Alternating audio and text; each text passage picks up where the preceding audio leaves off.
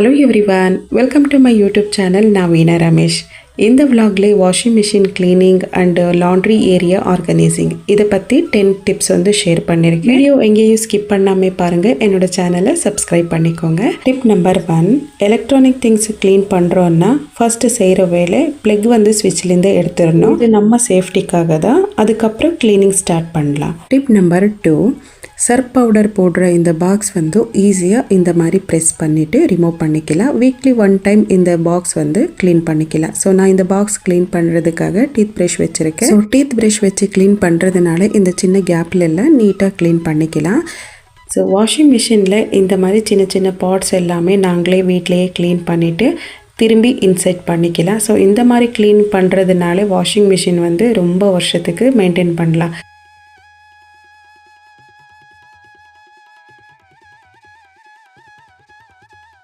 Tip number 3, surf powder box எடுத்துருக்கிற இந்த பிளேஸையும் நான் க்ளீன் பண்ணிட்டுருக்கேன். இது எல்லாமே ப்ரஷ்ஷில் க்ளீன் பண்ணிவிட்டு ஒரு டவல் எடுத்துகிட்டு எல்லாமே தொடச்சி வச்சுடுவேன். வாஷிங் மிஷினில் இந்த மாதிரி சிம்பிள் பிளேஸ் எல்லாமே நாங்களே க்ளீன் பண்ணிக்கிறதுனால எப்போவுமே சர்வீஸ் கொடுக்கணும் அப்படின்னு இருக்காது. இந்த மாதிரி பிளேஸ் எல்லாமே வாஷிங் மிஷினில் நாங்களே வீட்டில் நீட்டாக க்ளீன் பண்ணிக்கலாம். ஸோ இந்த சர்ப் பாக்ஸ் வேலை கம்ப்ளீட்டாக முடிஞ்சது. வாஷ் பண்ணிவிட்டு இதில் இன்செர்ட் பண்ணி விட்டுடுவேன்.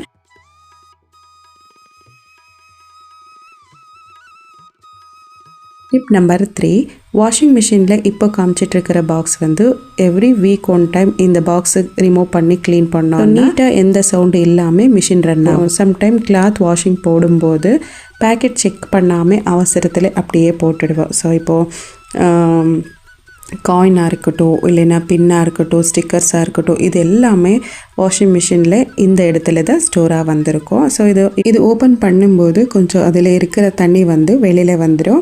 இதில் இருக்கிற டஸ்ட் எல்லாமே எடுத்துகிட்டு நீட்டாக வாஷ் பண்ணிவிட்டு திரும்பி அதே இடத்துல இன்செர்ட் பண்ணணும்.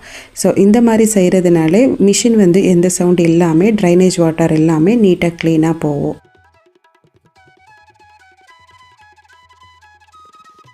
ஸோ இது கூட ட்ரைனேஜ் வாட்டர் பிளேட்ஸு தான். இதையும் ஈஸியாக ரிமூவ் பண்ணிவிட்டு வாஷ் பண்ணிடலாம். இந்த மாதிரி திங்ஸ் எல்லாம் வாஷ் பண்ணுறதுக்கு டீத் ப்ரஷ் தான் பெஸ்ட்டு. இந்த மாதிரி க்ளீனிங் வேலைக்காக தான் செப்பரேட்டாக ஒரு டூத் ப்ரஷ் வந்து எடுத்து வச்சு இந்த பிளேட்ஸ் எல்லாம் வாஷ் பண்ணிவிட்டு தண்ணி ட்ரை ஆனதுக்கப்புறம் இன்செர்ட் பண்ணி விட்டுடுவேன்.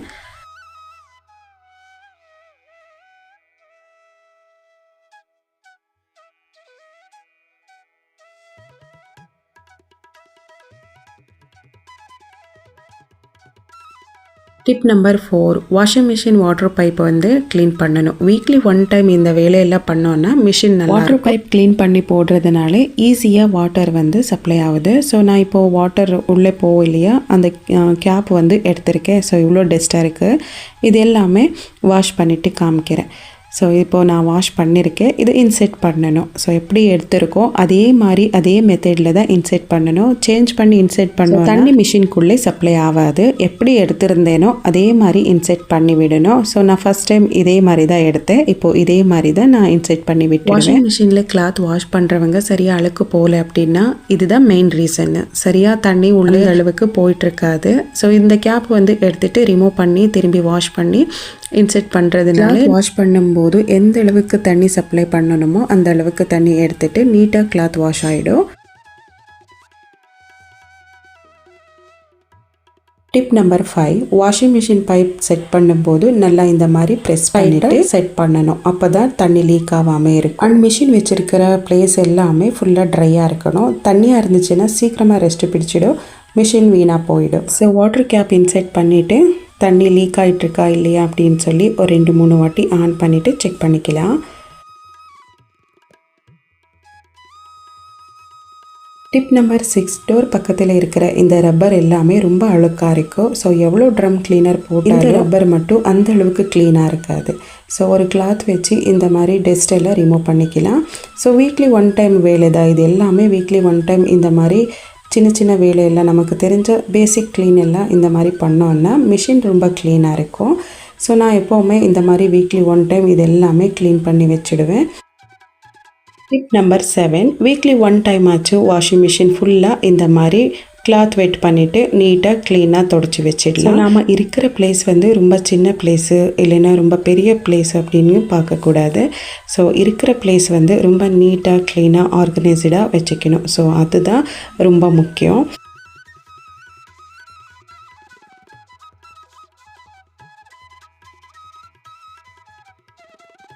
டிப் நம்பர் 8, வாஷிங் பவுடர் வந்து இந்த மாதிரி ஒரு பாக்ஸில் நான் போட்டு வச்சுடுவேன்.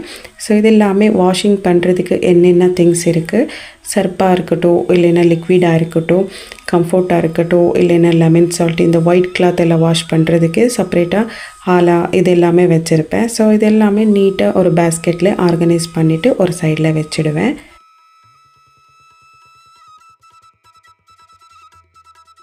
ஸோ அப்படியே இந்த லாண்ட்ரி ஏரியாவில் ஒரு மணி பிளான்ட் வச்சிடலாம் அப்படின்னு சொல்லி வச்சுருக்கேன். ஸோ நிறைய வச்சுருந்தேன், பட் இப்போது எடுத்திருக்கேன். ஒரே ஒரு மணி பிளான்ட் வச்சுருக்கேன். அண்ட் டிப் நம்பர் 9, கிளிப்ஸ் எல்லாமே இந்த மாதிரி ஒரு சின்ன பேஸ்கெட்டில் போட்டு பக்கத்துலேயே வச்சுருக்கேன். ஸோ டிப் நம்பர் 10, ஒரு பேஸ்கெட் வச்சுருப்பேன். இந்த பேஸ்கெட்டில் வாஷிங் போடுற கிளாத் எல்லாமே எடுத்துகிட்டு வந்து இதில் போட்டுடுவேன். அண்ட் லாண்ட்ரி ஏரியாவில் இந்த மாதிரி ஒரு பேஸ்கெட் வைக்கிறது ரொம்பவே யூஸ்ஃபுல்லாக இருக்கும். டிப் நம்பர் 10, கிளாத் வாஷிங் போடும்போது கிளாத் எல்லாத்தையும் டிவைட் பண்ணி வாஷிங் போடுறதுனால நீட்டாக க்ளீன் ஆகும். லாண்ட்ரி ஏரியாவில் இந்த மாதிரி பெரிய பேஸ்கெட் வச்சுக்கிறதுனால லாண்ட்ரி ஏரியா ஃபுல்லாக க்ளீன் அண்ட் நீட்டாக இருக்கும். ஸோ பார்க்குறதுக்கு ஆர்கனைஸ்டாக இருக்கும். எப்போ எல்லாம் ஃப்ரீயாக இருப்போ அந்த நேரத்தில் மிஷின் வாஷ் போட்டுக்கலாம்.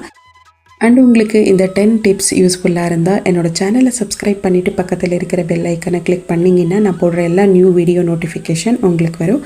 பார்க்கலாம் நெக்ஸ்ட் vlogல. தேங்க்யூ ஃபார் வாட்சிங்.